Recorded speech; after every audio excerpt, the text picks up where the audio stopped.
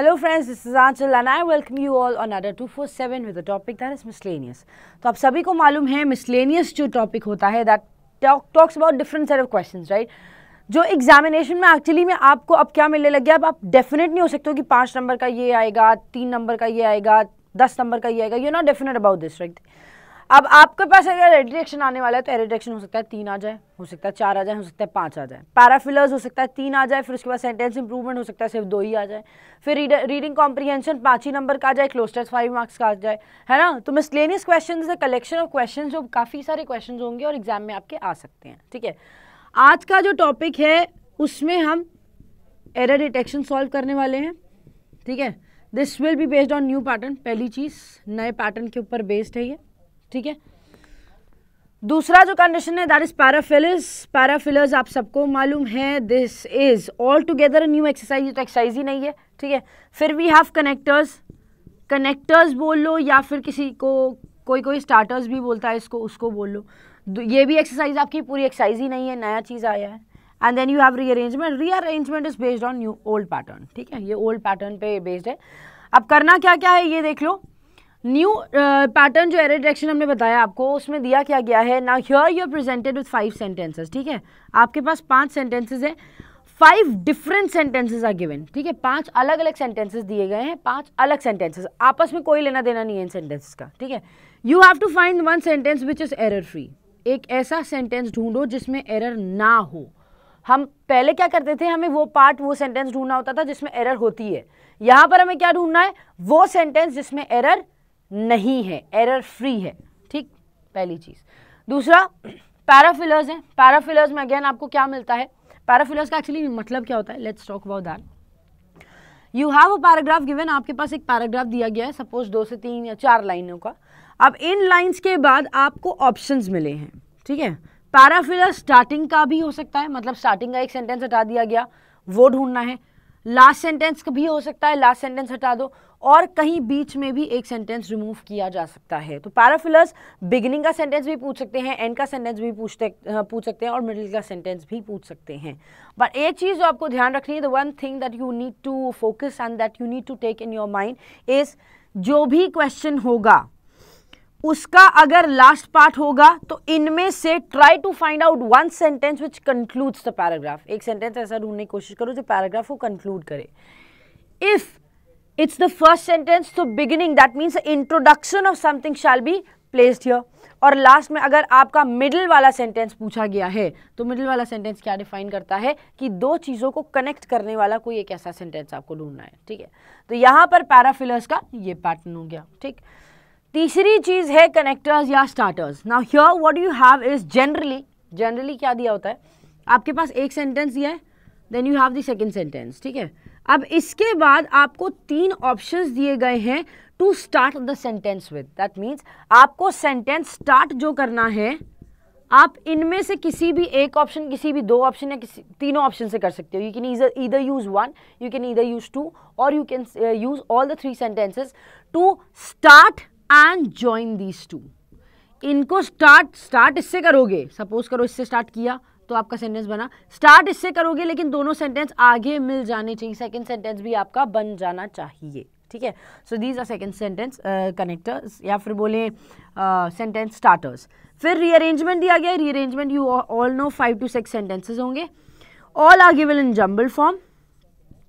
Jumbled form को आपको rearrange करना है. इसमें कोई भी क्लू, कोई ट्रिक जो काम करती है, कोई क्लू तो काम करेगा नहीं, ट्रिक हाँ ज़रूर मैंने आपको बताई थी.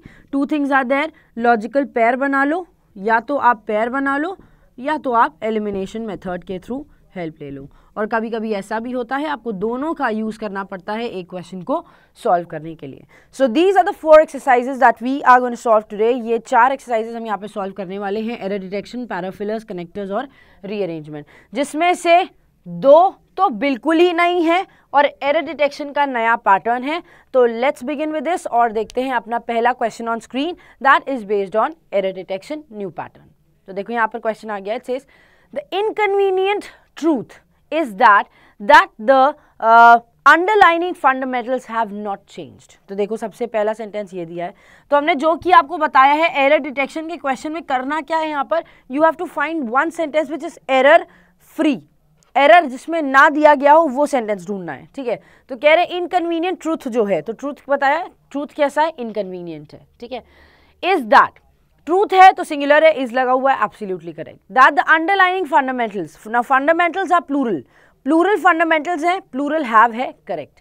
अंडरलाइनिंग एक एडजेक्टिव के जैसे यूज हुआ है, ING form of verb used as an adjective is said to be an present participle, ठीक है। आईएनजी फॉर्म का जब वर्ब आईएनजी फॉर्म का एडजेक्टिव के फॉर्म में यूज होता है तो उसको हम प्रेजेंट पार्टिसिपल बोलते हैं, that's what it's doing here. So it's qualifying fundamentals which is a noun and verbs ing form is qualifying, therefore it is present participle as here. Then have लगा हुआ है, have is used for fundamentals, fundamentals plural है, not दिया गया है, correct है, and then have के बाद verb की third form use होनी चाहिए, changed. Again option number A doesn't have any error in it. B में देखते हैं, A में तो कोई गलती नहीं निकली, तो ये हमारा तो सही है। हमें error free sentence निकालना है या error वाला। Now here you have to find out which sentence holds in error, ठीक है। यहाँ पर आपको sentence निकालना है कौन सा sentence error होल्ड करता है, ठीक है। चलो देखो, पहला वाला सही है तो मे भी इसमें हो। फिर कह रहे हैं the boy asked his father why he was cutting down the tree. The boy asked his father, लड़के ने अपने पिता से पूछा। जब हम आस्क लगाते हैं तो आस्क में उसके पिता भी होने जरूरी हैं, दैट मीन्स ऑब्जेक्ट होना जरूरी है, दैट्स प्लेस्ड। जब भी हम आस्क शब्द का यूज करते हैं तो इसके बाद अगर क्वेश्चन आ जाए तो क्वेश्चन के साथ इंट्रोगेटिव नहीं बनाते, क्वेश्चन एक असर्टिव सेंटेंस बन जाता है, दैट मीन्स क्वेश्चन वाला interrogative sentence, had it been interrogative what would have been done, we should have placed an interrogative word which is why and after that a helping verb. हमें why लगाना था और why के बाद एक helping verb लगाना चाहिए था अगर ये इंट्रोगेटिव होता तो, बट यहाँ पे क्वेश्चन मार्क नहीं लगाए तो why he was करेक्ट है, असर्टिव है। अगर क्वेश्चन मार्क लगा होता तो why he was की जगह why was he हो जाता। so why he was is correct, cutting down the tree is absolutely correct। B में भी कोई गलती नहीं है। जब ए में और बी में कोई गलती नहीं है तो हमें वो सेंटेंस ढूंढना है जिसमें एरर हो, वो नहीं ढूंढना जो एरर फ्री हो, हमें ढूंढना है जिसमें एरर हो। तो देखो सी दिया है, he has a scheme of his own, उसके पास खुद की एक स्कीम है। ही हैज, ही है, हैज लगा है singular, a scheme of his own, खुद की स्कीम है। विच ही थिंक्स, जिसको, जिसके लिए उसको लगता है, ही थिंक्स प्लूरल है। Preferable than that of any other person, than जब लग जाता है दैट ऑफ लगेगा because we are talking about scheme, scheme is singular, scheme के लिए दैट ऑफ लगेगा, absolutely correct. Any other person, अब कंपेरेटिव के साथ एनी अदर का यूज करते हैं, that is also absolutely perfect. But option number C में आपने एक वर्ड देखा कि लगा हुआ है प्रेफरेबल, प्रेफरेबल वर्ड के साथ हम दैन का यूज नहीं करते, we use to with it, so we definitely have an error in option number C. D में दिया है I began to tremble, I began to tremble, absolutely correct. When I saw a sharp long knife, knife के बारे में adjectives दिए, sharp है, long है, knife in my enemy's hand, अपने एनिमी, अपने दुश्मन के हाथों में। सो ऑब्वियसली ये भी करेक्ट है। बी में भी, सी में तो आपका एरर निकल गया, डी में आपकी कोई एरर नहीं है, this is also error free. E में देखो a large number of patients, now wherever we use a large number of, जहाँ पर भी हम a large number of का यूज करते हैं उसके बाद का नाउन प्लूरल होता है लेकिन वर्ब भी प्लूरल होता है, और द नंबर ऑफ लगाओगे तो नाउन प्लूरल होगा लेकिन वर्ब सिंगुलर हो जाएगा। यहाँ लिखा है a large number of patients in the country are, तो a large number of patients plural, are plural, correct है। are illiterate and even many literate patients are not well versed with medical terms, ठीक है, तो यहाँ पर absolutely correct है। ई में भी कोई गलती नहीं है, दैट मीन्स हमारा सिलेक्शन होगा ऑप्शन नंबर सी का, that holds N error in it, वो सेंटेंस ढूंढना है जिसमें एरर होगा। सो ए बी डी ई में कोई एरर नहीं है, बट सी में जरूर एरर है, दैन की जगह पे हम टू लगाएंगे, क्यों, क्योंकि प्रेफरेबल के बाद टू लगने का यूज होता है। Now let's move on to the next question, चलते हैं अगले क्वेश्चन की तरफ। हाँ, यहाँ पर है hardly did she went out of a house when the postman came with the Telegram. देखो इसमें तो पहले ही वाले क्वेश्चन में आपको एरर मिल जाएगी, पहले वाले स्टेटमेंट में ही आपको एरर मिल जाएगी। क्यों, देखो पहले लिखा है हार्डली डिड, हार्डली जब भी लगाते हैं तो हार्डली के बाद हेल्पिंग वर्ब लगता है, that's absolutely correct. Hardly, बैरली, scarcely, अगर सेंटेंस स्टार्ट करोगे इससे तो आप इसके जस्ट बाद हेल्पिंग वर्ब लगाते हो, that means did is absolutely correct.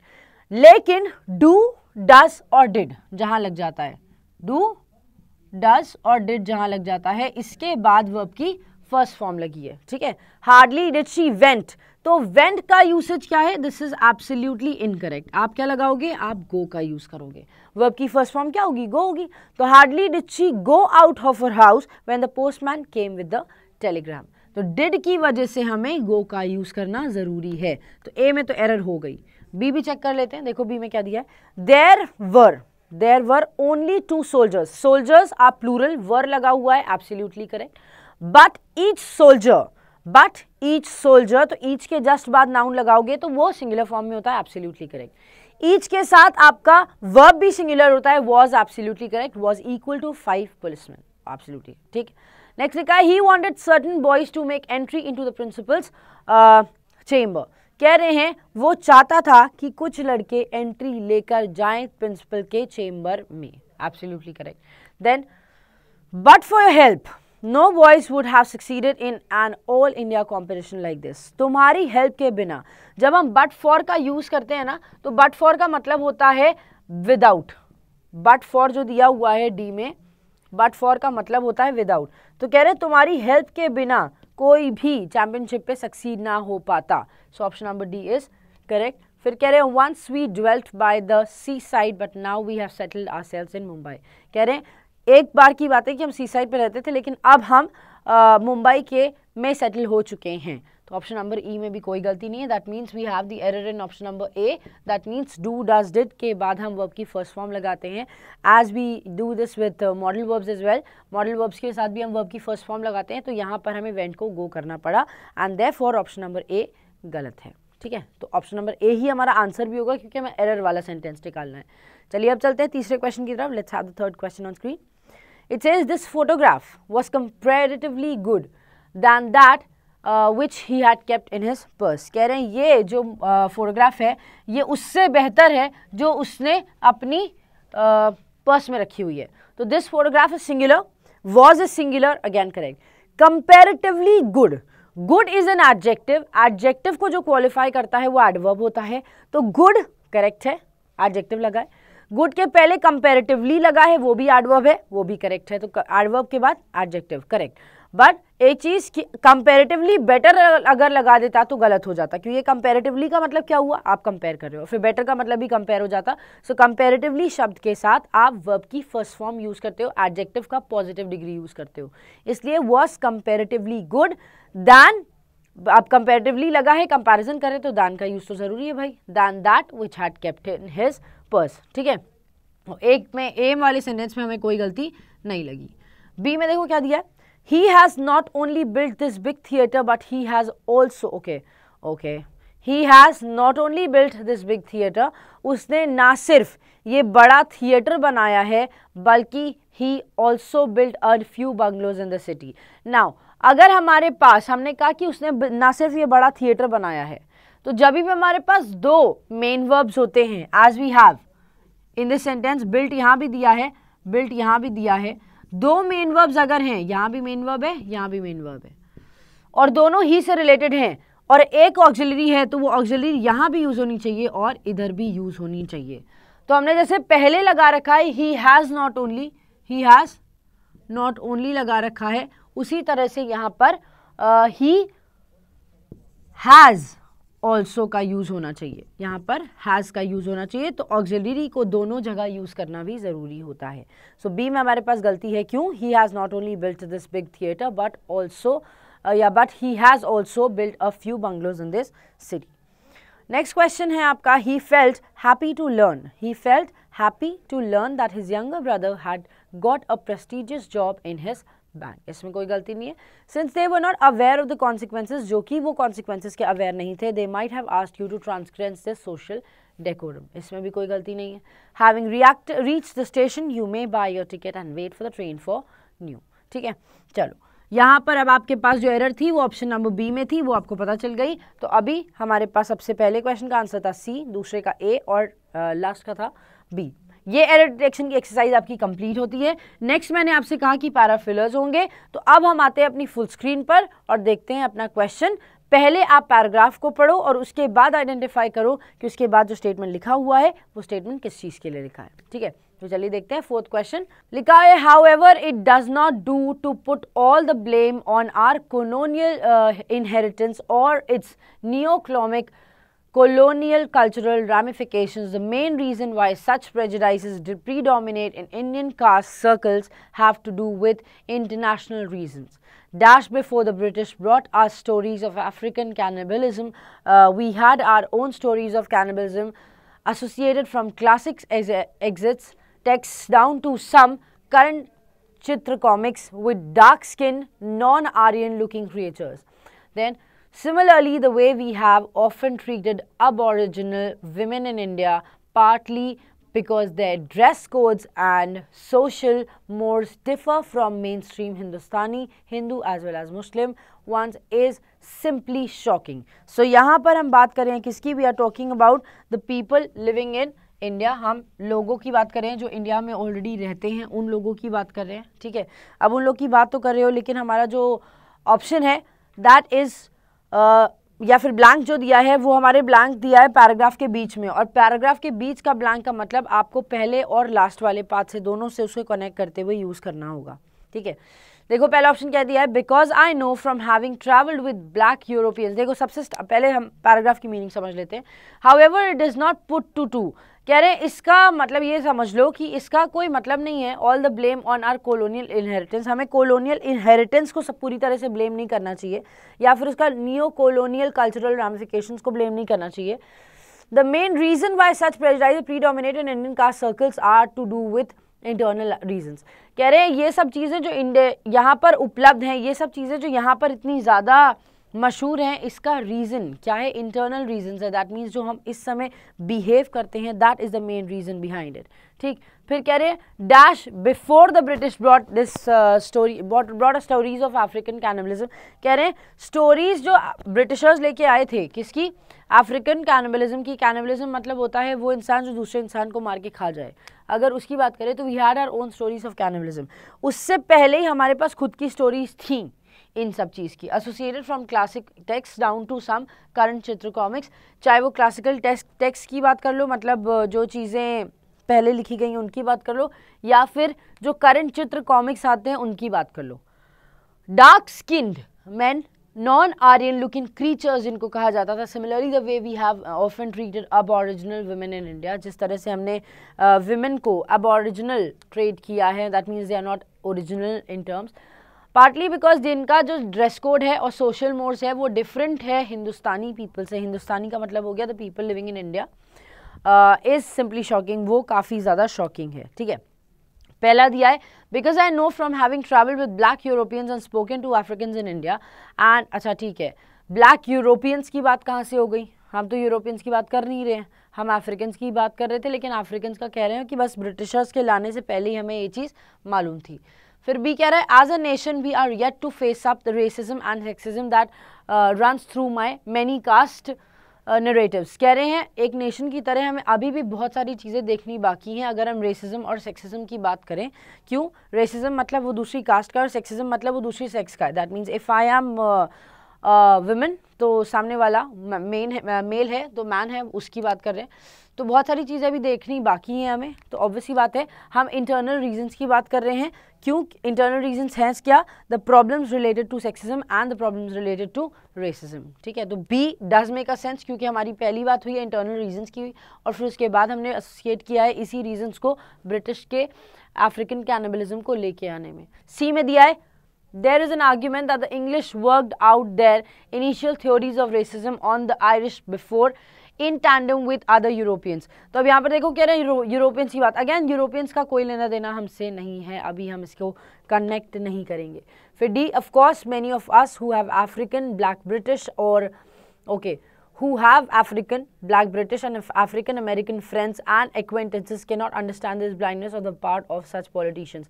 अब यहाँ politicians की बात कहाँ से आ गई? कोई सेंस ही नहीं है ना। फिर कह रहे हैं this is exasperated by the tendency in many conservative circles to surprising even our proclaimed spirituality to consider the material covering a woman's body to be an indication of देखो ई में भी कोई सेंस नहीं है, तो हम बात किसकी करें, हम रीजंस की बात करें, तो option number B makes a sense और हमारा सही आंसर भी हो जाएगा option number B. However it does not do to put all the blame, मतलब पूरी ब्लेम हमें उस पर नहीं लगानी। बहुत सारे रीजंस हैं, मेन रीजंस जो हैं वो हमारे इंडियन कास्ट सिस्टम के से ही रिलेटेड है और इंटरनल एक्सेस ही इसके लिए रिस्पॉन्सिबल है, ठीक है। और बहुत सारी चीज़ें अभी भी उस कंट्री को देखना बाकी है इन टर्म्स ऑफ सेक्सिज्म और रेसिज्म, ठीक है। Now let's move on to the next question. चलते हैं 5th क्वेश्चन की तरफ, वो भी हमारा फुल स्क्रीन पर ही आएगा। Here it is, India did not support the treaty in 1996। अब देखिए यहाँ पर जो ब्लैंक दिया है वो लास्ट है ना, तो हमें ऐसा सेंटेंस ढूंढना है जो कंक्लूड करे कुछ। तो कह रहे हैं इंडिया ने सपोर्ट नहीं किया था ट्रीटी को 1996 में एंड स्टिल डज नॉट, और अभी भी नहीं करती है, but it had been very supportive during negotiations, लेकिन वो अभी भी नेगोशिएशंस के दौरान बहुत ज़्यादा सपोर्टिव रही है। The roots of that exuberance can be traced to Prime Minister Jawaharlal Nehru's famous initiative 1954 for a standstill agreement on nuclear testing। Nuclear testing में जो उन्होंने एक स्टेटमेंट दिया था, अग्रीमेंट दिया था, उस पर हम इस पर निर्भर हो सकते हैं 1954 में। His intervention came at a time when the US and the Soviet Union were detonating powerful nuclear weapons with increasing frequency. कह रहे हैं कि यूएस और सोवियत यूनियन ने क्या किया था, पावरफुल न्यूक्लियर वेपन्स को जो इंक्रीजिंग फ्रीक्वेंसी जिनकी बढ़ रही थी उनके बारे में इंट्रोडक्शन दिया था, इंटरवेंशन किया था। फिर Nehru played an important role in building international momentum for the 1963 Limited Test Ban Treaty, in which India joined। फिर कह रहे हैं कि जवाहरलाल नेहरू ने काफ़ी बड़ा रोल प्ले किया था इंटरनेशनल मोमेंटो जब हुआ था 1963 में, जो लिमिटेड टेस्ट बैन ट्रीटी था उससे, जहां पर इंडिया ने ज्वाइन किया था इस चीज़ को भी। This treaty significantly reduce global levels of fallout but did little to constrain the nuclear arms race, ठीक है। तो इस ट्रीटी की वजह से कमी तो हुई थी लेकिन बिल्कुल कम नहीं हो गया था। फिर कह रहे हैं India is currently unable to derive either the political or the technical benefits from it. क्या आप पॉलिटिकल बेनिफिट्स नहीं ले पा रही है? So we are not talking about, यहाँ टेक्निकल की बात हो सकती है लेकिन पॉलिटिकली ये चीज़ करेक्ट नहीं होगी। फिर The IMS has also facilitated a rich international exchange of data and expertise and boosted technological advancements pertaining to infrasound and noble gas monitoring। अच्छा, गैस मॉनिटरिंग की बात हमने नहीं करी है। फिर कह रहे हैं this could eventually lead to India participating in the international exchange of data from the monitoring stations and would be an important first step to establishing familiarity and trust. तो क्या हम बात करें इंटरनेशनल एक्सचेंज ऑफ समथिंग की? Exchange तो बातें करनी नहीं रहे, बस यहाँ पर हमने अपना विचार व्यक्त किया है related to what, related to the fall out of treaty जो कि लिमिटेड टेस्ट बैन के ऊपर लगाया गया था। फिर India's future with the CTBT is still unwritten, क्या वो अनरिटन है? फिर the CTBT was created as a result, CTBT बनाया गया था उसकी वजह से, as a result. See we are talking about what, हम किसकी बात कर रहे हैं? हम कंक्लूजन की बात कर रहे हैं। तो कंक्लूजन वाला स्टेटमेंट, एज अ रिजल्ट वाला स्टेटमेंट जो लास्ट स्टेटमेंट एक्सप्रेस कर रहा है, दैट इज ऑप्शन नंबर ई। तो हम ई को ही सही मानेंगे एंड सेकेंड ऑप्शन, सेकेंड वाला parafiller takes E as the correct answer. चलते हैं अब अगले क्वेश्चन की तरफ। अगला क्वेश्चन भी फुल स्क्रीन पर ही आएगा। This talks about journalist try to explain political dynamics during elections through electoral arithmetic and electoral chemistry. कह रहे हैं जर्नलिस्ट एक्सप्लेन करने की कोशिश करते हैं पॉलिटिकल डायनामिक्स को इलेक्शंस के इलेक्टोरल अर्थमेटिक और इलेक्टोरल केमिस्ट्री के through. While they rely on a range of statistics for the former, कह रहे हैं पहले के लिए वो क्या करते हैं, रेंज ऑफ स्टैटिस्टिक्स के ऊपर डिपेंड करते हैं। They try to gauge the popular mood of the people through field reporting to discern the latter। उसके साथ साथ वो ये काम भी करते हैं। However, over the last 2 decades, और उसकी बात अगर करें पिछले 20 सालों में, 2 decades मतलब 20 सालों में, opinion polls seem to have replaced conventional journalist wisdom। कह रहे हैं opinion polls जो है, मतलब अगर इसको प्राइम मिनिस्टर बनाए या बनाए, येस और नो में पोलिंग होती है या मे बी में पोलिंग होती है, तो यही बात हुई है कि कन्वेंशनल जर्नलिस्ट विजडम भी होगा, ठीक है। फिर देखो ऑप्शंस क्या दिए हैं, इसमें भी लास्ट लाइन आपको लगानी है। क्या दिया है, barring expectations most polls have got their numbers wrong. कह रहे हैं एक्सपेक्टेशंस को बार करते हुए बहुत सारे जो पोल्स हैं उनका नंबर्स गलत हैं। नहीं, ऐसा कुछ नहीं दिया है। फिर कह रहे हैं the electoral outcome is an organic manifestation of people's will. कह रहे हैं जो इलेक्टोरल आउटकम होता है वो ऑर्गेनिक मैनिफेस्टेशन होता है पीपल के मतलब लोगों के विल का। That means they think about it, they want that. ऐसा कुछ तो नहीं लिखा है। I tend to agree with sociologist Herbert Gans. Polls are not the best representative of the popular will. For people's answer to pollster questions are not quite the same as their opinions or for that matter public opinion. अब यहाँ पर क्या बोल रहे हैं कि हाँ देखो, हम किस चीज़ को हमने कंपेयर किया लास्ट सेंटेंस में, we are comparing opinion polls with journalism, right. तो अब ये दो चीज़ों को कंपेयर करता हुआ ही कोई सेंटेंस आए तो ज़्यादा बेहतर होगा.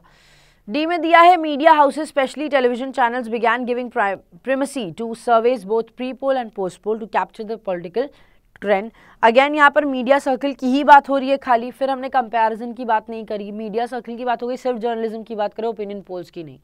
अब लास्ट सेंटेंस में लिखा है the problem with journalism which is akin to social sciences is that it wants to mimic the fundamental sciences. मतलब ये प्रॉब्लम सिर्फ जर्नलिज्म से रिलेटेड है और ओपिनियन पोल्स में ये प्रॉब्लम नहीं आती है. So option number E is correct. That means option number, हाँ, ई का यूज क्या करोगे, the problem with journalism. Okay, कह सकते हो कि जर्नलिज्म की बात है, लेकिन फिर जर्नलिज्म की तो बात है, but then how is it associated to media polls, opinion polls से एसोसिएटेड है. लेकिन अगर डी वाला स्टेटमेंट फिर से रीड करते हो, media houses specially television channels, media house और ज़्यादातर अगर बात करो टेलीविजन चैनल्स को, तो began giving primacy to surveys. Media houses specially television channel मतलब जर्नलिज्म हो गया, है ना, और उन्होंने क्या करना स्टार्ट कर दिया था, started giving primacy to surveys both pre-poll and post-poll. That means वो pre-poll और post-poll दोनों के ही चीज़ों को, that means यहाँ पर हम polls की बात भी कर रहे हैं to capture the political trend. अब वो सिर्फ जर्नलिज्म के ऊपर डिपेंडेंट नहीं है, now they are dependent on the polls as well, कि प्री पोल क्या स्टेटस था और पोस्ट पोल क्या स्टेटस है. So option number D makes a sense over here, जो हमारे जर्नलिज्म की भी बात कर रहा है और पोल्स की भी बात कर रहा है. So option number D is absolutely correct for parafillers. Now अब हम चलते हैं कनेक्टर्स की तरफ and let's have the connectors on screen. ये आएगा हमारे हाफ स्क्रीन पर, तो जल्दी से देखते हैं क्या दिया है. हाँ, यहाँ पर देखो, तो जो हमने बताया कनेक्टर्स में होगा क्या, you are given with the first sentence and the last sentence. दो सेंटेंसेस दिए हैं. पहला, the outcome of the Dutch parliamentary elections comes at a critical juncture for Europe. कह रहे हैं जो डच पार्लियामेंट का इलेक्शन है उसका जो रिजल्ट होगा, जो आउटकम होगा, वो यूरोप के लिए क्रिटिकल जंक्चर पे, एक क्रिटिकल स्टेट पर आके रुका है. ठीक है. फिर it is omits the increasingly distressing tendency to blend populism with nationalism. कह रहे हैं ये इंक्रीजिंगली टेंडेंसी है क्या, किस चीज़ की, कि ये कोशिश करते हैं पॉपुलिज्म और नेशनलिज्म को जोड़ने का. ऑप्शंस दिए गए हैं जिससे स्टार्ट करना है, that is omits, as the outcome या दो द आउटकम. अब एज द आउटकम का मतलब हो गया कि जो कि आउटकम ये है, तो आउटकम ये है और फिर आउटकम एक्सप्लेन कर दोगे ना, क्या नहीं, ऐसा नहीं हो सकता ना. अगर हम एज द आउटकम से स्टार्ट करते हैं तो एज द आउटकम का मतलब हो गया आप स्टार्ट भी आउट से ही कर रहे हो और फिर एंड भी आप आउटकम से ही करोगे. As the outcome is this, तो फिर ये होगा. अगर आउटकम ये हुआ तो ये तो लास्ट में आना चाहिए. फिर दो द आउटकम, अगेन आउटकम की बात पहले नहीं हो सकती, तो सेकेंड वाला और थर्ड वाले में आउटकम की बात करी गई है विच doesn't make any sense over here. Although की बात या दो की बात आप स्टार्टिंग में यहाँ पर नहीं करोगे. हाँ, अगर आप अमिट्स से इस बात करते हो, अमिट्स का मतलब हो गया इसके बीच में, अमिट्स मीन इन बिटवीन, और अमिट्स एक ऐसा वर्ड है जो इन बिटवीन की तो बात करता है, लेकिन इन बिटवीन के साथ साथ बीच में किस चीज के, अनकाउंटेबल के. ठीक है. तो देखो यहाँ क्या होगा, amidst the increasingly distressing tendency to blend populism with nationalism, the outcome of the Dutch. obvious सी बात है, कुछ भी काम होगा उसका आउटकम उसके बाद ही आएगा, है ना. पहले ये तो बताओ कि काम हुआ क्या, what was performed, परफॉर्म क्या हुआ, और परफॉर्मेंस के बाद आप बताएंगे आउटकम क्या था. तो परफॉर्मेंस क्या हुआ, अमिट्स द इंक्रीजिंगली मतलब तेजी से बढ़ते हुए, increasingly distressing tendency, increasingly distressing tendency जो पॉपुलिज्म और नेशनलिज्म को ब्लेंड करने की है. The outcome of the Dutch parliamentary elections comes at a critical juncture for Europe. इसी वजह से ये जो पार्लियामेंट्री इलेक्शंस हुए डच में, वो यूरोप के लिए एक क्रिटिकल जंक्चर पे आ गए. तो आउटकम बाद में और परफॉर्मेंस पहले. सो ऑब्वियस सी बात है, option number A makes sense. That means हमारा ओनली वन यहाँ पर करेक्ट आंसर होगा. Amidst the increasingly distressing tendency to blend populism with nationalism, the outcome of the Dutch parliamentary elections comes at a critical juncture for Europe. Now let's move on to the next question. देखते हैं next question में क्या दिया है. Again यही question आपके पास आया है स्टार्टर्स का. अब देखो इसमें क्या है, we are talking about modernisation of the armed forces has been proceeding at a slow pace. कह रहे हैं मॉडर्नाइजेशन जो है आर्म्ड फोर्सेस का वो बढ़ तो रहा है लेकिन बहुत धीरे बढ़ रहा है, एट अ स्लो पेस। ठीक, फिर लिखा it is due to the inadequacy of funds, rigid procurement procedures, frequent changes in the qualitative requirements, the blacklisting of several defense manufacturers and bureaucratic red tape। अब देखो यहाँ पर कुछ reasons बताए हैं कि किस चीज के रीजंस हैं और उस रीजंस की वजह से, उन चीजों की वजह से something is being done, right.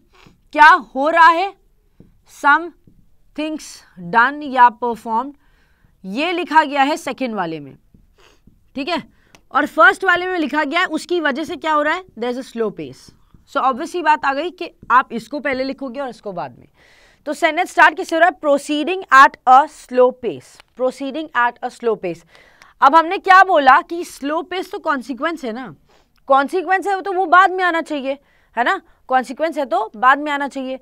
अब कह रहे हैं दूसरे वाले में डिस्पाइट द inadequacy, कह रहे हैं inadequacy होने के बावजूद, तो वो है, ये सब हो रहा है इसी वजह से तो ये है।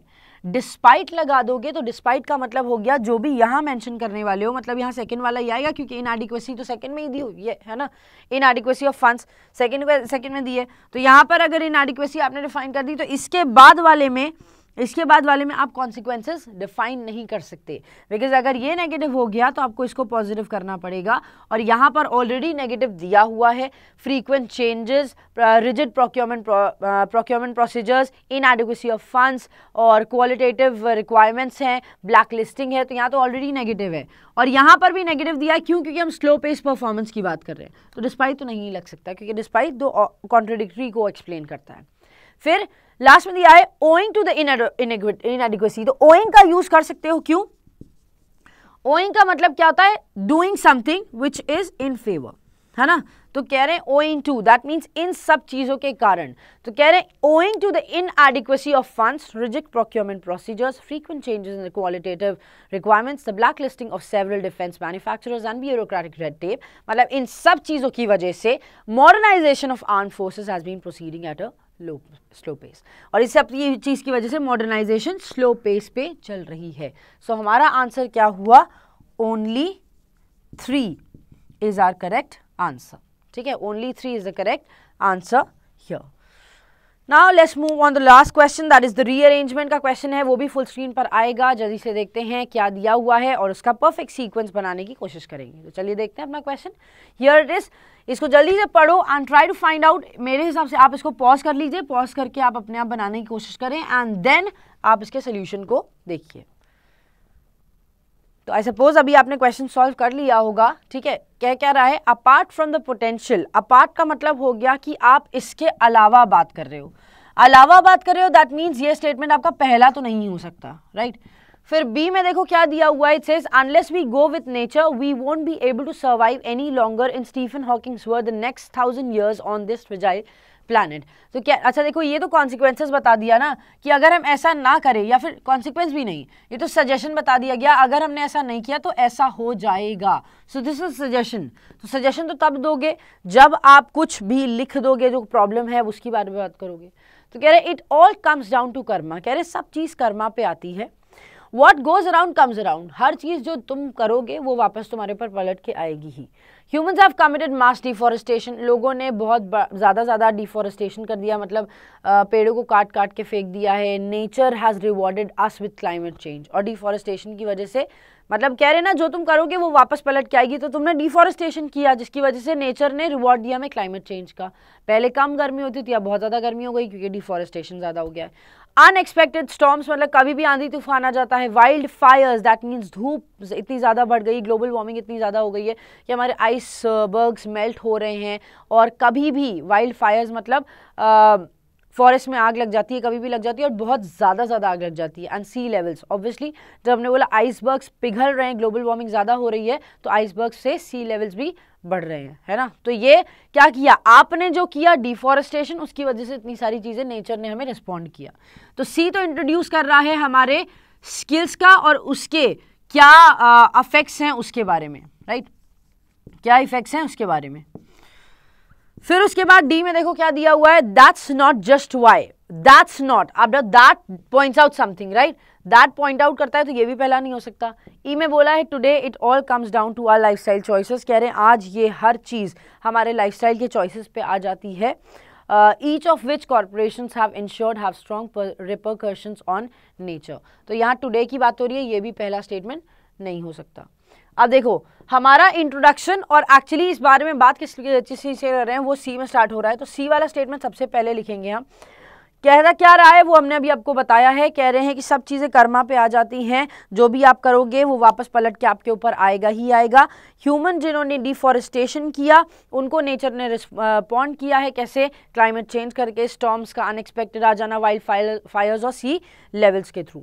फिर उसके बाद कह रहे हैं that's not just why we must be careful in terms of lifestyle we choose, सिर्फ यही रीजन नहीं है कि हमें अपने लाइफस्टाइल को चूज करने के लिए इन सब चीज़ों का ध्यान रखना चाहिए। What differentiates us humans from other species, actually हमें जो डिफरेंशिएट करता है ह्यूमन बीइंग होने से और बाकी स्पीशीज मतलब इंसान और जानवर के बीच में डिफरेंस क्या रह जाएगा अगर हम यही सब काम करते हैं, तो क्या डिफरेंस रह जाएगा, apart from the potential for upholding human values in is our ability to make choices to take control on our destiny. तो ये जानवर नहीं कर सकता, लेकिन इसके अलावा कि हम ह्यूमन वैल्यूज को होल्ड कर सकते हैं, क्या डिफरेंशिएशन है ह्यूमन और अदर, यहाँ पर डिफरेंशिएशन पूछ लिया डी में, है ना, और कैसे डिफरेंट है वो ई में ए में आंसर किया गया है, क्या कि हमारे पास ह्यूमन वैल्यूज को होल्ड करने का पोटेंशियल तो है, लेकिन उसके साथ साथ is our ability to make choices, हम चॉइसेस भी ले सकते हैं और अपनी डेस्टिनी को कंट्रोल भी कर सकते हैं। और आज वो दिन आ चुका है, today it all comes down to our lifestyle choices, और इसी वजह से जो चॉइस की बात हमने ए में करी उसी चॉइस को हम ई में लेके आ रहे हैं कि जो चॉइसेस हम चूज करेंगे, जो चॉइसेस हम रखेंगे, ईच ऑफ विच वो कॉर्पोरेशन में आएगी इस चीज़ के have strong repercussions on nature, जो भी हम चॉइस करेंगे उसका स्ट्रॉन्ग रिजल्ट्स कॉन्सिक्वेंसेस हमारे पास आएंगे नेचर के द्वारा। And last option will be B, that says unless we go with nature, जब तक हम नेचर के साथ नहीं जाते तब तक हम सर्वाइव नहीं कर पाएंगे ज़्यादा दिन तक।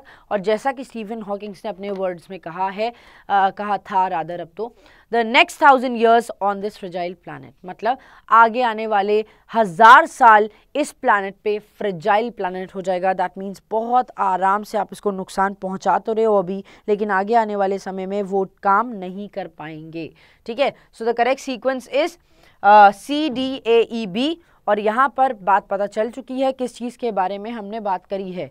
अब यहाँ पर एंड होता है हमारा सेशन, एंड आई होप आपका सारे क्वेश्चंस क्लियर हो चुके हैं। 4 टॉपिक्स हमने सॉल्व किए।